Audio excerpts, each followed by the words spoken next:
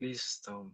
En- Buenos días a todos, buenas noches a todos. Entonces, pues sí, hoy les vamos a hablar acerca del manejo de ACIDs que me conocí. Entonces, pues pasamos a tema de una vez. Entonces, les vamos a hablar al día de hoy la siguiente tabla de contenidos. Vamos a hacerles una hora de introducción al tema, una pequeña definición sobre lo que es el ataque cerebrovascular isquémico. Vamos a hablarles brevemente sobre la epidemiología, la clasificación de este, fisiopatología, tratamiento y manejo inicial que podríamos darle en urgencias al paciente brevemente. Y ya entrando en materia, vamos a hablarles acerca de los cuidados intensivos, del manejo en UCI, el monitoreo que vamos a hacer a estos pacientes. Para finalmente cerrar un poco con las complicaciones del ACE isquémico que podemos encontrar, ya sea el edema cerebral, la transformación hemorrágica, edema neurogénico, entre otras.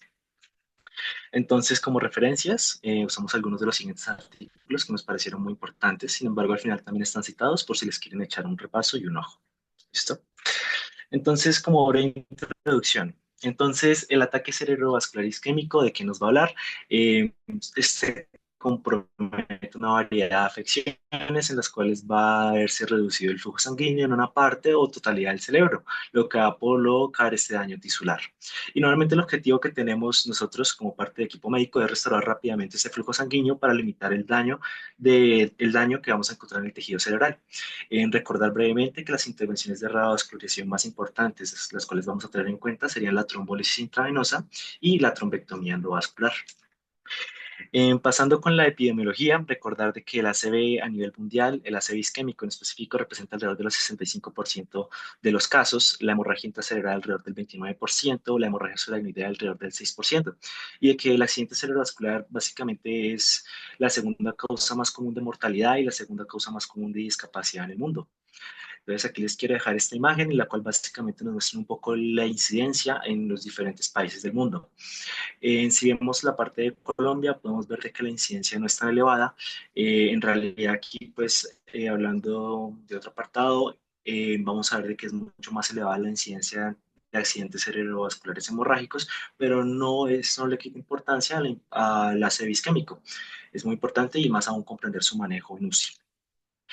Hablando un poco ya de las causas y mecanismos del ACV isquémico, entonces existen varios mecanismos diferentes a la oclusión vascular que pueden ser la causa subyacente de estos ataques cerebrovasculares.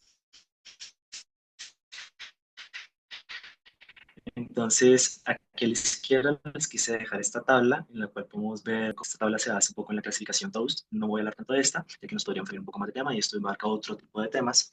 Y a la parte de la derecha les quise dejar esta tabla, la cual nos habla un poco de la etiología, de causas no tan comunes de los ataques cerebrovasculares isquémicos. Como podemos ver, digamos, enfermedades como la endocarditis infectiva, la endocarditis, el síndrome, la enfermedad de Moyamoya, sífilis, entre otras. Entonces, hablando brevemente de la fisiopatología del ataque cerebrovascular isquémico, les quise dejar esta imagen en la cual básicamente nos hablan de cómo a medida que disminuye el flujo sanguíneo cerebral, esto va a tener unas consecuencias sobre las funciones vitales del cerebro. Entonces, vamos a ver cómo a medida que disminuye en la imagen de la izquierda el flujo sanguíneo, vamos a ver alterada la síntesis de proteínas, va a aumentar brevemente la utilización de glucosa, pero posteriormente vamos a pasar a un proceso anaeróbico y que esto va a generar procesos en los cuales acidificar el tejido, alteraciones eléctricas neuronales y finalmente fallo en la membrana.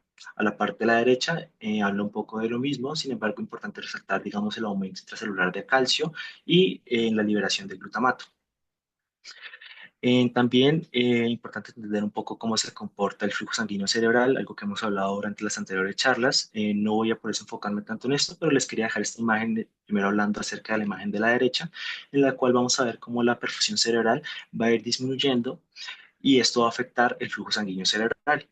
Inicialmente va a ocurrir una vasodilatación, la cual va a intentar mantener el flujo sanguíneo cerebral, pero cuando ésta llega a su punto máximo y la autorregulación ya no pueda mantenerse a la par, va a verse alterado el flujo sanguíneo cerebral, va a disminuir y aquí es donde vamos a ver en este momento las alteraciones funcionales y la representación de los síndromes clínicos que vamos a encontrar en el paciente con el ataque cerebrovascular isquémico. La imagen de la izquierda muestra un poco ya cómo se comporta la presión arterial en este tipo de ataques cerebrovasculares isquémicos, como esta aumenta a rangos bastante elevados y como es algo muy importante saber cómo manejarla en el apartado de cuidados intensivos, algo que ya vamos a hablar más adelante. Aquí les dejo esta imagen que nos habla un poco de la cascada isquémica cerebral, como solo para resaltar algunos puntos importantes y no hablar de toda esta, en recordar el aumento de la liberación de glutamato, en recordar el aumento del flujo de calcio, en recordar los daños mitocondriales que pueden ocurrir, en la formación de radicales libres y cómo esto puede causar proteólisis, daños en la membrana celular y finalmente la apoptosis de las neuronas. Hablando del tratamiento inicial, brevemente les quise dejar esta imagen de la izquierda que engloba un poco lo que normalmente hacemos en manejos y aproximamientos iniciales por el apartado de urgencias. Sin embargo, esto es para otra charla, esto es bastante extenso, entonces pues más que todo se los dije dejar aquí para que recordáramos si le quieren echar un ojo. ¿Qué es lo importante aquí? De que nuevos enfoques intervencionistas se han llevado a cabo y ha mejorado mucho más el tratamiento de estos pacientes en los contextos de emergencias y que cada vez por eso hay un mayor número de pacientes que se presentan con ataques cerebrovasculares isquémicos que van a ser tratados y posteriormente van a requerir un ingreso en MUSI.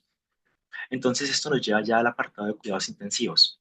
Entonces les quise traer este estudio, el cual fue llevado a un hospital de Francia, el cual básicamente este estudio lo que quiso mirar es en cómo resultó la funcionalidad de los pacientes después de ataques cerebrovasculares. Entonces, en el apartado izquierdo nos dicen un poco las características de esta población, la edad, los años, el sexo y los compromisos con los que llegaron a la unidad de cuidados intensivos. En la imagen de la derecha ya nos cuentan un poco cuáles fueron los resultados de estos pacientes. Esta siguiente imagen de aquí ya nos habla un poco acerca de lo que al final concluyeron en este estudio. ¿En qué es lo importante que concluyeron en este estudio? Como para contarles brevemente, ellos encontraron que básicamente a mayoría de edad y a un puntaje menor en la escala de Glasgow, esto normalmente está relacionado con un mayor compromiso en la funcionalidad por medio de la escala ranking modificada, la cual nos habla acerca de este apartado. También en la tabla de la derecha nos muestran cómo los factores que están asociados con un mejor resultado según el puntaje de la escala de ranking modificado. Entonces podemos ver de que los pacientes que llegaban y no presentaban un compromiso en los reflejos pupilares persistentes, normalmente se asociaban a un mejor resultado, a un mejor resultado en su funcionalidad, a un mejor puntaje en la escala de ranking modificado. Sin embargo, pacientes que requerían la ventilación mecánica se veían mucho más afectados, teniendo un mayor compromiso y se asociaban con peores resultados y pronósticos.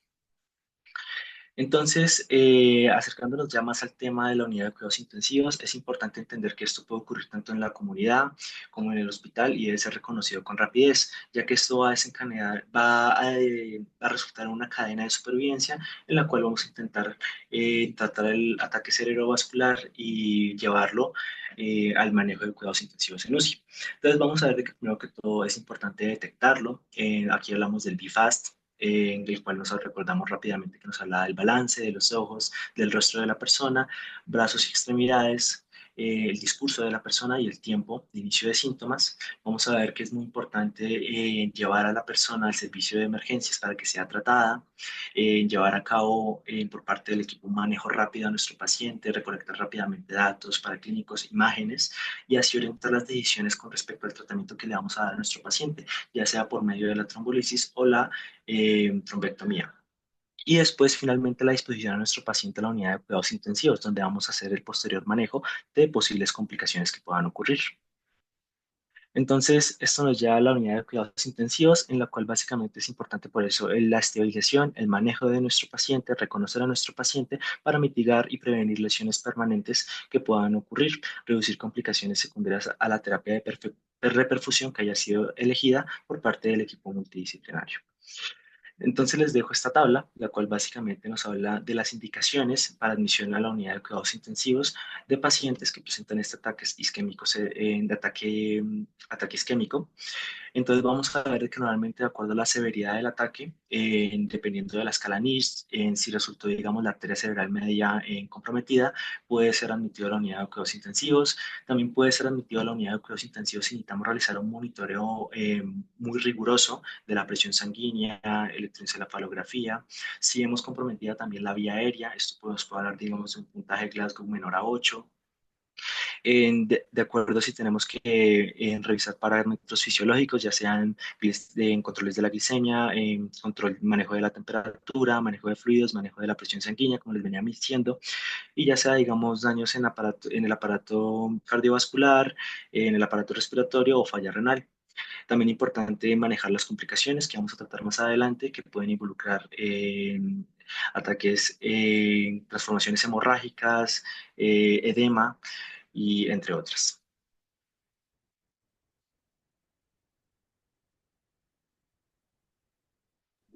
Listo, entonces ya seguimos como con la monitorización que hacemos usualmente en cuidado intensivo.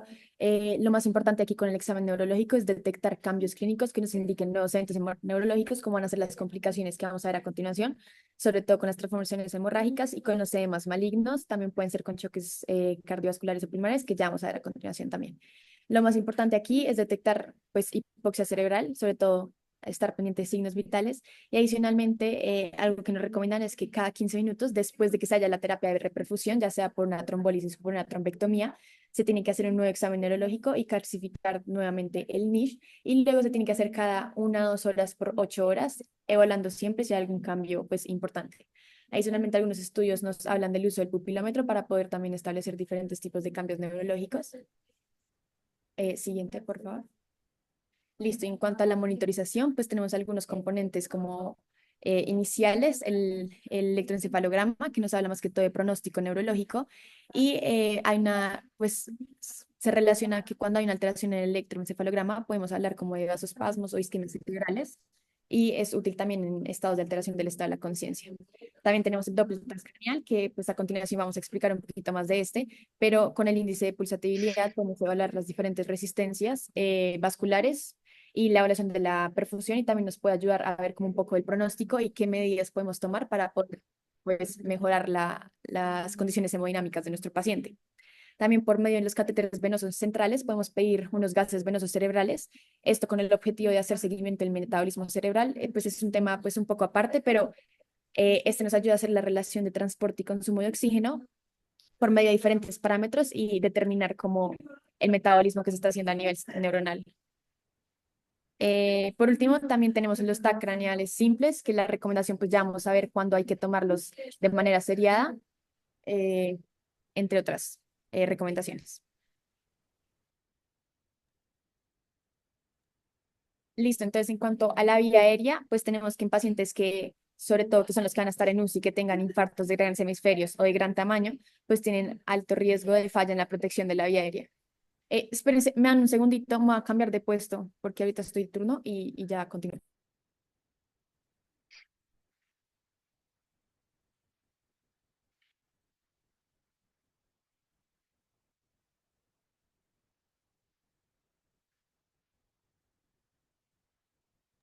Listo, ya, perdón. Entonces, en la vía aérea, pues lo que les estaba contando, usualmente nuestros pacientes de UCI que son de infartos de grandes hemisferios o de gran tamaño, pues van a tener una alteración en la falla de protección de la vía aérea.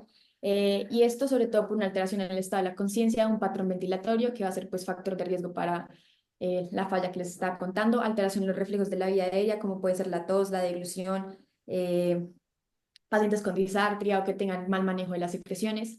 También, pues, aumenta el riesgo en pacientes, lo que les decía, con infarto que sea mayor a los 2 tercios de la arteria cerebral media, que tengan signos de aumento de la presión intracraneal o que tengan desplazamientos de la línea media. Ahorita más adelante lo podemos ver en un ATAC que tenemos ahí. Y a todos estos pacientes tienen como una indicación para la intubación orotraqueal.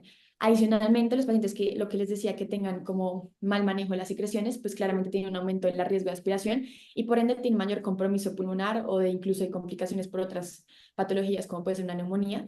Y es por esto que en la mayoría de estos pacientes vamos a dejar nada oral y la recomendación es que se dé siempre una inclinación de 15 a 30 grados. Listo, entonces tenemos que también se recomienda que la extubación pues, se dé de una manera temprana, dado que hay estudios que demuestran que los retrasos en la extubación aumentan el riesgo de patologías concomitantes como pueden ser las neumonías, el uso de traqueostomías, estancias prolongadas en UCI y aumento de la mortalidad. Hay algunos criterios generales como que se pueden utilizar para poder establecer si mi paciente es susceptible a una extubación y tenemos unos clínicos y unos ventilatorios. Entonces, en cuanto a los clínicos, tenemos claramente evaluar el estado de conciencia. Pacientes que tengan un Glasgow mayor a 8 puntos, pues podrían ser candidatos a extubación, que no tengan signos o síntomas de elevación de la presión intracraneal, que tenga pues aquí en estadios hemodinámicos, una temperatura pues normal, una frecuencia cardíaca de 60 a 120, una presión arterial sistólica de 90 a 185. En cuanto a los parámetros ventilatorios, tenemos que tenga una PAF mayor a 200, un volumen total espontáneo de 12 litros, un PIB de 5 y el RCBI menor a 105. Importante que,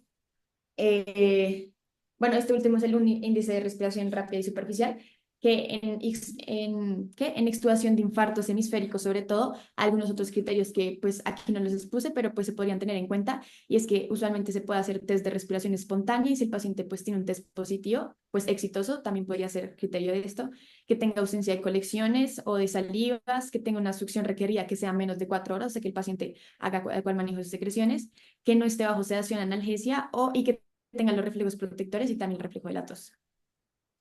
Listo, siguiente. Entonces, en cuanto a otro parámetro importante que sería la glucosa, tenemos como dos estadios o como dos extremos. Por primer lado, la hipoglicemia, pues esto claramente nos va a generar una alteración en el metabolismo oxidativo que nos estaba hablando Juan Nicolás en un inicio, y por ende nos va a generar una disfunción cerebral y un compromiso del tejido lesionado. Y por el otro lado, la hiperglicemia va a exacerbar una acidosis intracelular que se va a dar, también pues por el estado de arrastramiento del agua, nos puede generar aumento del edema cerebral del tamaño cerebral, del tamaño, perdón, de la isquemia que tenemos y nos aumenta el riesgo claramente de infecciones y por ende esto es un factor de riesgo para generar transformaciones hemorrágicas y también para edema maligno, perdón. Siguiente. Entonces les traigo este estudio que es muy conocido, es el estudio SHINE. Este es un estudio aleatorizado en el cual se estudiaron aproximadamente 11.150 pacientes y se determinaron en dos cohortes, una que hacía tratamiento intensivo para la hiperglicemia con unos estándares de glucosa entre 80 y 130 y uno que hacía como tratamiento estándar de la glucosa con unas glucosas permitidas de 80 a 179. Estos, pues, manejo intensivo se dio por aproximadamente 72 horas y posterior a esto se le hizo seguimiento a los 90 días a los pacientes desde la aleatorización y se dieron cuenta que los desenlaces favorables del manejo intensivo versus el no intensivo pues variaban, incluso en el manejo no intensivo les podría ir hasta mejor a los pacientes.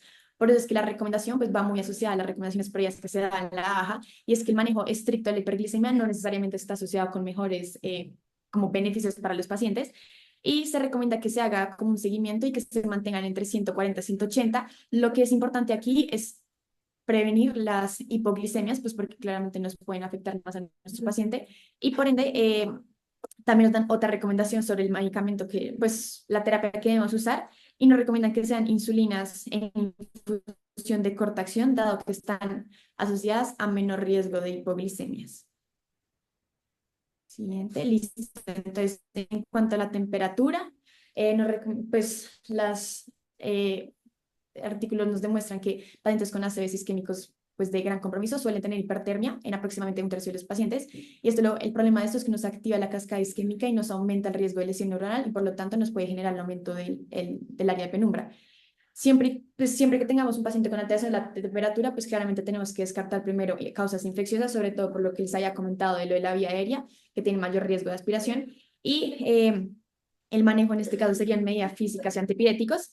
Y también, pues revisando la literatura, vimos que habían como modelos animales donde miraban como la neuroprotección con hipotermia inducida, pero pues en este caso solamente en estos pacientes pues no se consideraría. Más adelante vamos a ver en qué pacientes sí se podría considerar la hipotermia inducida.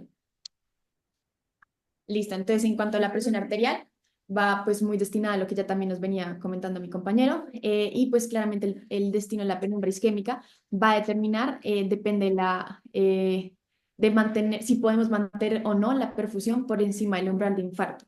¿Y esto por qué? Pues por lo que veníamos diciendo de la curva, que en pacientes con isquemia, pues en pacientes en estados de normalidad, que pues sería la curva que dice normal, se va a mantener una perfusión constante a lo largo que se va a variar la presión arterial media entre 150, entre 50 y 150 y se va a ajustar el flujo sanguíneo según la demanda metabólica que tenga el cerebro. Sin embargo, en casos de hipoxia o isquémica, como sería en este caso, hay un desplazamiento, como se pueden dar cuenta en la curva pues, roja, de la curva de autorregulación. Es decir, que el límite inferior se desvía y esto nos puede generar alteraciones en la perfusión y explicaría también por qué en casos con hipotensión podría generar incluso peores desenlaces, pues porque claramente los flujos se mantienen con las presiones arteriales mucho más aumentadas.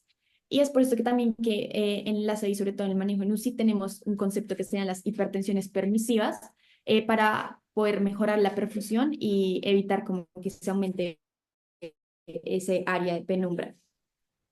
Listo, siguiente. Entonces, podemos ver que en el aseo isquémico, pues como es normal, pues no, la presentación clínica está asociada a hipertensión arterial, que suele mejorar posterior a la recanalización. Y aquí tenemos como las escalas o pues como los perímetros, los valores que permitidos, perdón, para el manejo de la hipertensión. Entonces tenemos que en pacientes que tengan un ácido isquémico y que no sean elegibles para terapia de reperfusión como la alteplasa, por ejemplo, ya sea porque no sean elegibles por comorbilidad o porque están por fuera del tiempo de ventana, se genera una hipertensión permisiva de una sistólica de 220 y una diastólica de 120 por las primeras 24 a 48 horas en pacientes con ácido isquémico que sean elegibles para terapia de reperfusión previo a la administración de esta alteplasa, los objetivos van a ser de menor a 180 sobre 105 y posterior a la administración de esta reperfusión van a ser de 185 a 110. En pacientes que tengan ACVs que se den después de la post trombectomía TICI 2A o menos, es decir, que la reperfusión que se haya dado posterior a la trombectomía sea parcial o menos, la presión arterial va a estar entre 120 y 80 y en pacientes que sean también post-trombectomía TICI 2B o 3, es decir, que la reperfusión sea mayor al 50% o completa, las presiones arteriales tienen que estar entre 120 y 160. Listo, entonces en cuanto al manejo, usualmente lo que vemos que se usa sobre todo aquí en Colombia es el labetalol, un beta bloqueador adrenérgico que pues menos genera una disminución de la presión arterial de manera gradual y controlada, a diferencia de algunos otros medicamentos, y nos permite como que la autorregulación cerebral se mantenga y tiene un bajo impacto sobre la presión intracerebral, por eso es que es el medicamento de elección. ¿Listo? Entonces, ahora tenemos el Doppler, que era lo que les decía al comienzo que se utiliza para la monitorización. Los beneficios de este Doppler es que es un monitoreo no invasivo del flujo residual que se da en los vasos intracraneales. Entonces tenemos que en este pues, ictus, pues claramente se va a generar una oclusión de una arteria cerebral en el cual va a haber una ausencia de flujo o una disminución del flujo cerebral. Entonces, este eco lo que nos va a permitir es evaluar la localización y el compromiso de esa oclusión y también nos permite hacer seguimiento neuronal porque nos permite ver cómo le fue a nuestro paciente después de una recanalización y adicionalmente nos permite hablar complicaciones como puede ser la hipertensión endocraniana, las detecciones de los vasoespasmos, entre otros. Entonces, ¿esto cómo funciona? Lo que vamos a hacer es que vamos a hacer, pues, hacer el Doppler y se va a comparar el flujo con el lado sano, con el lado contralateral sano. Y esto nos va a dar, pues, esta escala TIBI, en la cual nos tenemos diferentes mediciones, que va a ser el flujo sistólico, el diastólico y la velocidad del flujo medio. Entonces vamos a tener que, según el TIBI, también nos va a generar como alguna idea para ver qué intervención le podemos dar a nuestro paciente y qué pronóstico podría tener nuestro paciente. En la TIBI 0, como podemos ver en la primera línea, pues es una línea donde nos dice que no hay flujo. Esta puede ser post-trombólisis, por trombectomía o incluso pacientes que no se haya hecho ninguna intervención, pero pues claramente no van a tener flujo. Y en este caso, pues hacer medidas para aumentar la presión arterial, pues no nos va a generar nada y por lo tanto, pues no va a tener efecto y este es el que tiene un peor pronóstico. La TIBI 1, como podemos ver en la imagen, tenemos como unas leves ondas sistólicas y no hay ondas diastólicas. Esto es lo que nos dice que hay una reperfusión ahí parcial y lo que podemos hacer para ayudar a nuestro paciente es generar aumentación hemodinámica de la presión arterial media por medio de vasoactivos o líquidos endovenosos, con el objetivo de aumentar el gasto cardíaco y por lo tanto aumentar el flujo y la presión arterial claramente y mejorar la perfusión cerebral. El TB2, como vemos en la imagen, tenemos como una onda sistólica y una onda diastólica como redonda. Esto se llama el flujo amortiguado y adicionalmente también podemos ayudar a nuestro paciente con la aumentación hemodinámica que ya les había comentado anteriormente. En el TB3 tenemos una sístole y una diástole, pero el otro parámetro que les había dicho que era la velocidad media va a estar menos del 30% en comparación a su lado contralateral, que sería el lado sano.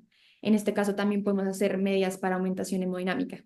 En el 4 podemos ver que la morfología es mucho más como fuerte o presente, pero a diferencia del TV3 sí podemos darnos cuenta, la velocidad está aumentada más del 30% del lado contralateral, es decir, que nos podría estar generando una estenosis intracraneal y por ende, en estos casos, la aumentación hemodinámica no nos haría ningún efecto y por el contrario sería un efecto deleterio. Entonces, en este caso, lo que se suele hacer es hacer vigilancia y según eso se puede hacer diferentes tipos de intervenciones, pero no aumentación hemodinámica.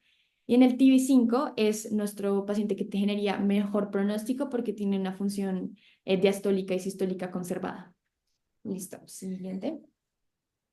Entonces ya vamos a empezar a hablar de las complicaciones del aseo isquémico. Primero serían como más que todo las locales posterior a la trombectomía, que están en un 0,6 a un 6%. Esta se da más que todo por los accesos venosos. El más común es el radial, que tiene poco o casi nulo riesgo de complicación, pero en caso en el que se dé es la isquemia distal de la mano, que usualmente no se da porque la mano tiene muchas circulaciones colaterales. El otro que se podría dar es el acceso femoral que podría generar pseudoaneurismas, disecciones, oclusiones, hematomas, etcétera. Y lo que se recomienda para esto es hacer una monitoración continua cada 10 a 15 minutos de la extremidad y que se mantenga en, pues, recta para evitar la formación de hematomas por lo menos por 4 a 6 horas.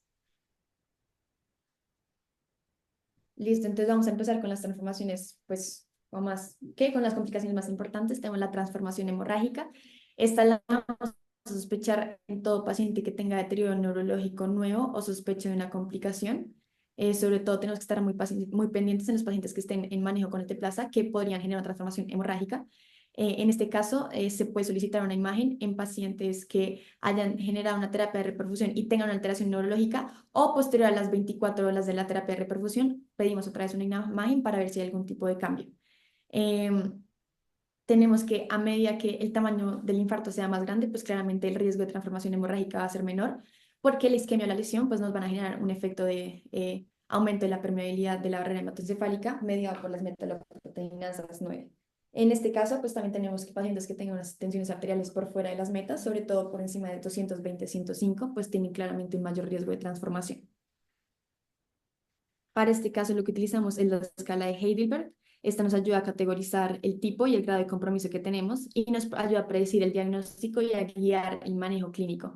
Entonces tenemos que las clase 1 son las transformaciones que se dan dentro como el área de penumbra o dentro del tejido que ya está infartado. Las clase 2 van a ser las que se dan como alrededor, o sea, dentro del tejido y se dan como también alrededor del tejido. Y las clase 3 pues serían las de menor pronóstico que se dan por fuera del tejido y pues claramente hay mayor compromiso. Entonces tenemos en la imagen de la derecha em, una imagen que nos muestra cómo al comienzo había una lesión isquémica y luego cuando se genera un ataque de control posterior a la trombólisis vemos una transformación hemorrágica. ¿Listo? Entonces, el manejo inicial para hacer esto, primero tenemos que evaluar la severidad. Vamos a ver si el sangrado es no compresible y en casos de pacientes que tengan hipotensión, tenemos claramente que buscar sangrados ocultos y vamos a solicitar un ataque emergente. También vamos a determinar el grado de coagulopatía con un cuadro hemato, unos tiempos de coagulación, el fibrinógeno, perdón, el fibrinógeno, que es muy importante para poder establecer la terapia, y las pruebas cruzadas para, en caso tal de que necesitamos algún tipo de transfusión. Y adicionalmente, pues nos recomiendan solicitar conceptos por otros servicios según pues, la gravedad del paciente. En cuanto ya al manejo estabilizador, primero tenemos claramente que parar la infusión con alteplasa. Se genera una reversión del efecto de la trombólisis, porque incluso cuando de los pacientes que hayan ya terminado su trombólisis, la transformación se puede dar después, porque queda en el sistema, aunque sea pues, por pocos minutos. Y esto se hace con el ácido tranexámico, 1 gramo IV, 1 a 20 minutos. Adicionalmente, con el fibrinógeno que habíamos pedido previamente, tenemos que restaurar estos niveles de fibrinógeno. Usualmente se usa crioprecipitados. Las guías nos dicen que es de 20 unidades en 10 a 30 minutos, pero en la práctica clínica lo que se hace es que por cada 10 kilogramos del paciente se da una unidad de crioprecipitados y se hace seguimiento de esto con el fibrinógeno sérico y el objetivo es que esté por encima de 150 miligramos de decilitro. Adicionalmente, vamos a suprimir los factores de coagulación con el concentrado de protrombina con plasma. Vamos a reemplazar plaquetas si es necesario. Y por último, una de las cosas más importantes es que la tensión arterial tiene que estar controlada en un rango de 140 a 160. Claramente, si persiste elevada, nos va a generar mayor riesgo de deterioro y mayor riesgo de edema maligno, como vamos a ver a continuación. Listo, entonces el edema maligno va a ser una lesión citotóxica que se va a generar por fallas en los transportadores de las membranas cerebrales y nos va a generar una entrada de agua al cerebro. En la presentación tenemos que, bueno, pues, la importancia de esto es que el edema maligno, claramente como lo dice su nombre, tiene altas tasas de mortalidad y mortalidad y se ha visto que en pacientes que no se tratan puede tener una mortalidad de hasta el 80%. En cuanto a su presentación, tenemos como tres tipos de presentación. La más usual es la de inicio rápido, que es entre las 24 a 36 horas. Puede ser también progresiva o la tipo C, que sería que se da un empeoramiento inicial, se estanca y luego hace una resolución y esto dura aproximadamente una semana.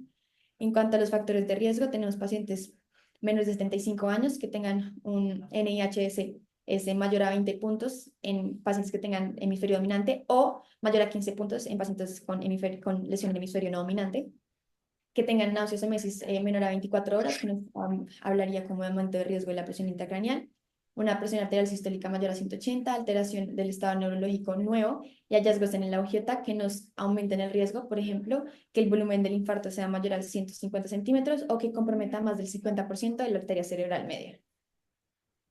Listo. Este de aquí son como hallazgos sugestivos en un TAC de cráneo que nos podrían generar mayor riesgo a presentación de edema maligno, como puede ser las hipodensidad, lo que les decía, que el territorio comprometido de la arteria cerebral media sea más de un tercio, que haya desplazamiento de la línea media, como se puede ver en esa imagen, o que haya compromiso de los lóbulos temporales. Entonces, en cuanto al manejo médico, tenemos que hay unas medidas generales que se puede utilizar. Ya a profundizar un poco más en esto, importante hacer seguimiento del sodio sérico, pues claramente tenía que estar como en volúmenes normales. Y el gold estándar en este caso sería el agentes hiperosmolares. Y aquí entra la pregunta sobre qué es mejor, si el manitol o la solución hipertónica. Entonces, dale por favor un segundo. Entonces, aquí tenemos como una comparación de estas dos. Tenemos que el manitol, pues ambas lo que hacen es aumentar el gradiente osmótico de la barrera hematocefálica para la reducción de la presión intracraneal. El manitol tiene una duración de aproximadamente 6 horas, mientras que la solución hipertónica de 4. En cuanto a los efectos secundarios que nos podrían generar estos, es que la manitol podría generar una vasoconstricción cerebral secundaria y nos disminuye la viscosidad cerebral, mientras que la solución salina genera un efecto inmunomodulador y antiinflamatorio. En cuanto a los efectos hemodinámicos, el mannitol puede generar una expansión intravascular transitoria del volumen y aumento de la diuresis al aumentar el gradiente osmótico en la luz de los túbulos renales, mientras que la solución hipertónica nos genera también una expansión intravascular del volumen y un aumento de la presión arterial media. La dosis, pues, es la que vemos ahí en la tabla y tenemos que estos dosis usualmente tienen como que se repiten. Entonces, en cuanto a la efectividad de esta segunda dosis, vemos que en el manitol puede generar un tipo y puede generar hiposmolaridad sostenida a diferencia de la solución hipertónica que no genera tolerancia y mantiene su efectividad. En cuanto a la monitorización, tenemos que el manitol se monitoriza con un gap osmolar, que la idea es que esté por debajo de 20 milismoles kilogramo, también con la función renal y con los electrolitos, y la solución hipertónica con un sodio sérico que se vaya tomando cada 4 a 6 horas. Adicionalmente tenemos que el manitol pues está también más asociado a lesiones renales, deshidratación, hipotensión, alteraciones electrolíticas, que tengan un efecto de rebote de la presión intracraneal. Y es por eso que las recomendaciones son que se use la solución hipertónica sobre el manitol. Listo, siguiente. Entonces, lo que tenemos aquí son unas recomendaciones de la CIVIC, que es un consenso que se realizó para poder generar como un algoritmo para el manejo de la presión intracraneana.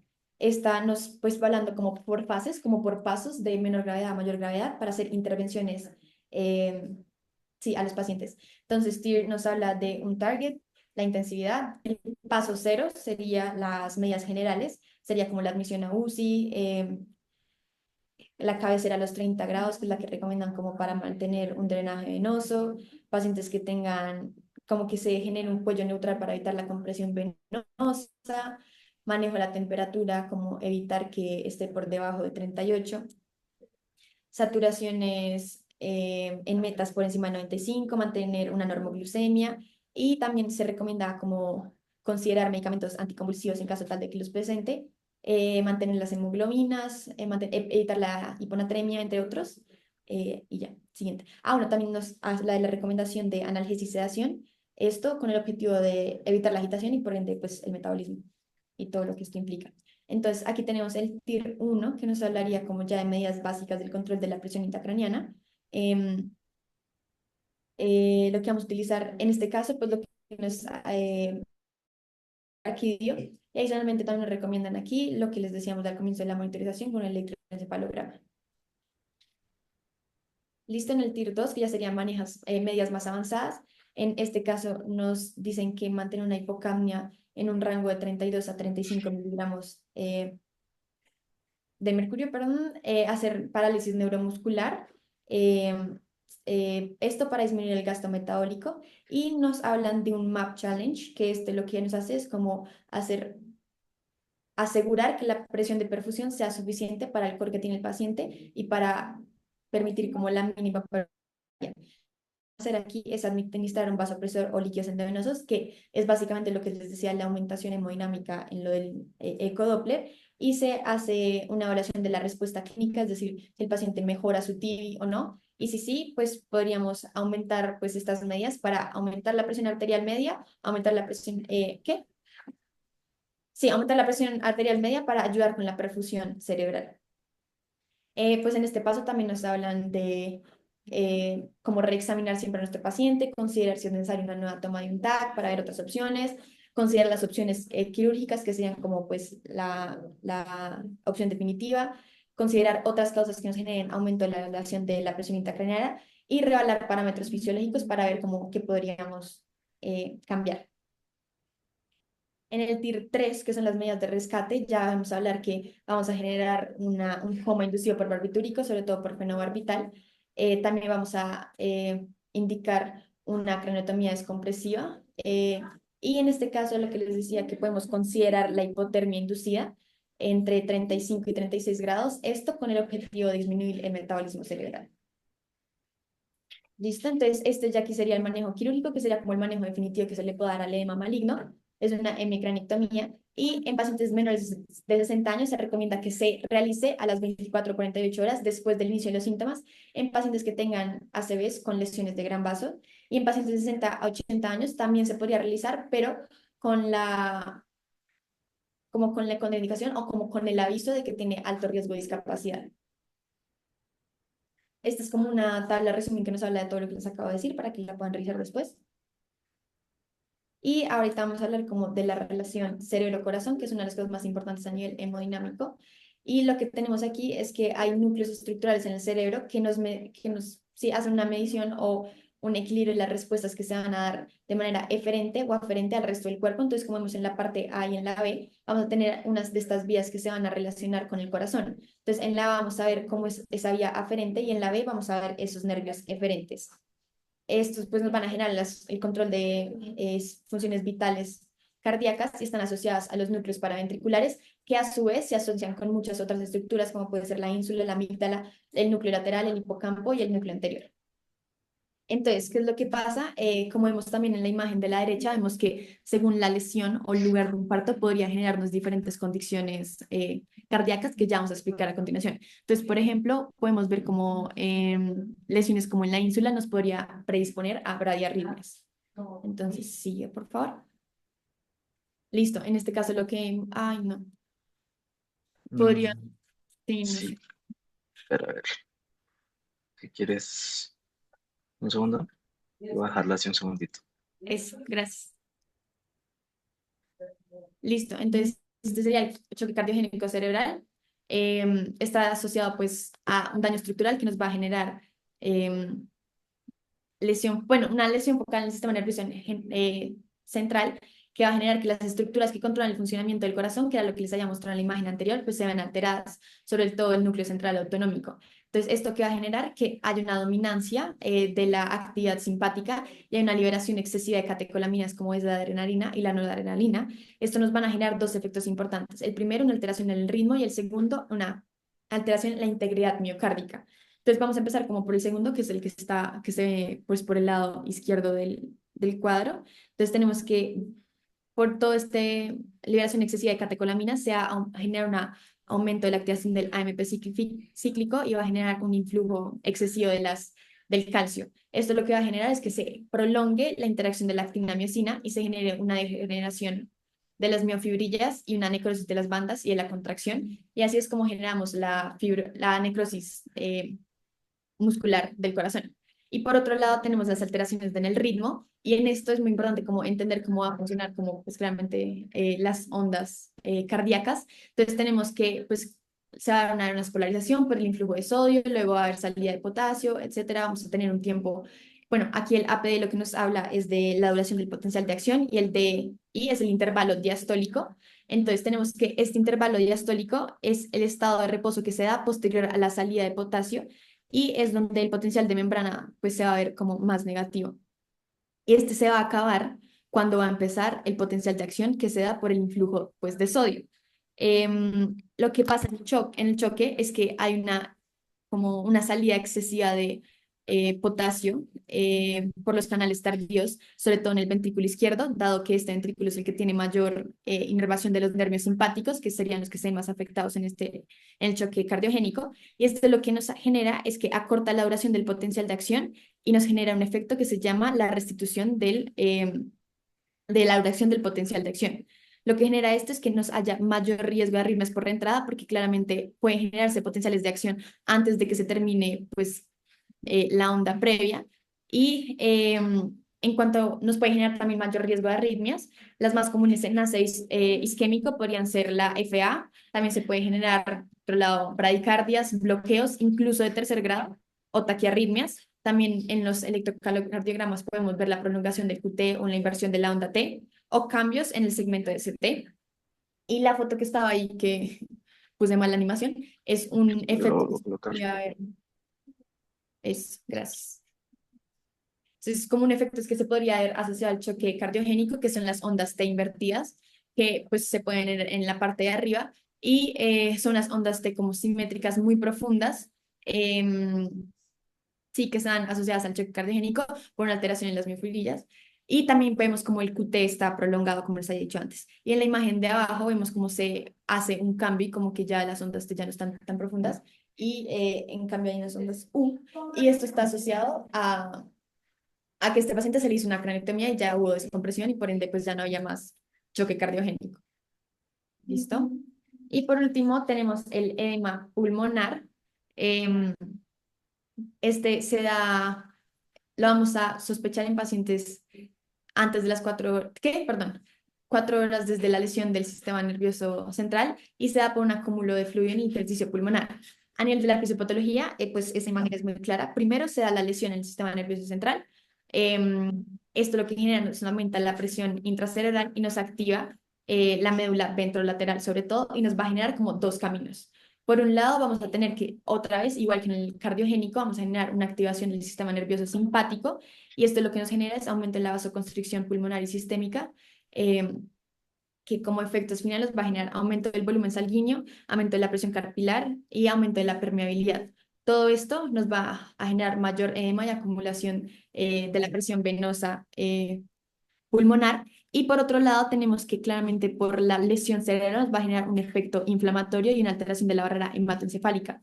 Va a generar factores inflamatorios como son las interleuquinas 1, 6, 8 y el factor necrosis tumoral alfa, que por medio de la circulación van a generar van a llegar hasta la circulación pulmonar, y nos van a alterar la permeabilidad pulmonar, generando con mayor influjo de fluido, y es lo que nos generaría el edema pulmonar.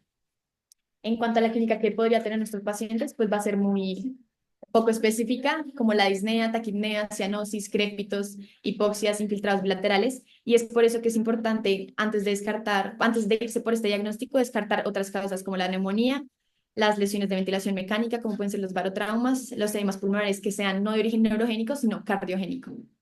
Listo, sigamos. Y tenemos como algunos factores predictores para esto, que serían variabilidad en la frecuencia cardíaca, en el electrocardiograma que veamos ondas Q o cambios en el ST o en la onda T, que tengamos marcadores miocárdicos positivos como la CPK o las troponinas, y podemos también solicitar un eco-TT, sobre todo para excluir que no sea un edema pulmonar de origen cardiogénico. Entonces, en el manejo, lo que primero que nos dicen es que esto no nos va a retrasar el manejo de la intervención cerebral, es decir, si nuestro paciente tiene un edema maligno y una craniotomía, pues esto no se lo va a retrasar. Y lo que vamos a hacer en este caso es un control del volumen circulatorio con vasoactivos y diuréticos, haciendo un control muy estricto, pues porque claramente el uso de estos medicamentos nos podría alterar los vasos cerebrales y nos podría aumentar el riesgo de hipoperfusión, que pues sería lo que menos queremos. También nos hablan de algunos parámetros ventilatorios en la ventilación mecánica para prevenir la hipoxemia y la hipercapnia, y es que el volumen tidal de respiración pues sea bajo y que el PIB está positivo. ¿Listo? Listo. Y finalmente, como algunos mensajes para la casa, para dejarles a todos ustedes de resumen de la presentación, a la izquierda en esta imagen les dejo los criterios de admisión a UCI, como veníamos hablando, con algunos de los criterios y metas que tenemos en cuenta para el manejo, ya sea, digamos, de la vía aérea, parámetros hemodinámicos de la glucosa, temperatura, y entre otros en la parte de la derecha de esta misma imagen. Asimismo, en la imagen derecha encontramos algunas de las complicaciones específicas, como venía hablando mi compañera Juliana, y algunas de las medidas y manejos que vamos a tener en cuenta en este tipo de casos. Finalmente les quería traer este pequeño caso clínico en el cual básicamente nos cuentan acerca de un hombre de 68 años que se presentó al departamento de emergencias con una hemiplegia izquierda, una mianestesia y una preferencia de la mirada hacia la derecha que comenzó alrededor de hace 2 horas. Recibió alteplasa intravenosa y la angiografía portal demostró una oclusión de la arteria cerebral media derecha, como podemos ver en la imagen de la izquierda. Tuvo un puntaje NISH de 12 y se le realizó una trombectomía con recanalización resultante de un grado TICI de 3. Entonces tuvo una reperfusión completa en un margen de tiempo adecuado, como podemos ver en la siguiente imagen. Sin embargo, ¿qué pasó después? La puntuación de nuestro paciente, según la escala NISH, empeoró a 18 y dentro de las 4 horas posteriores a la administración de alteplasa intravenosa, y a pesar de que su presión arterial sistólica estaba bajo control con nicardipina. Entonces, ¿cuál sería el primer paso a seguir en relación con este desarrollo, teniendo en cuenta la imagen de la izquierda? ¿Alguien se anima de pronto a decir qué es lo que puede estar pasando?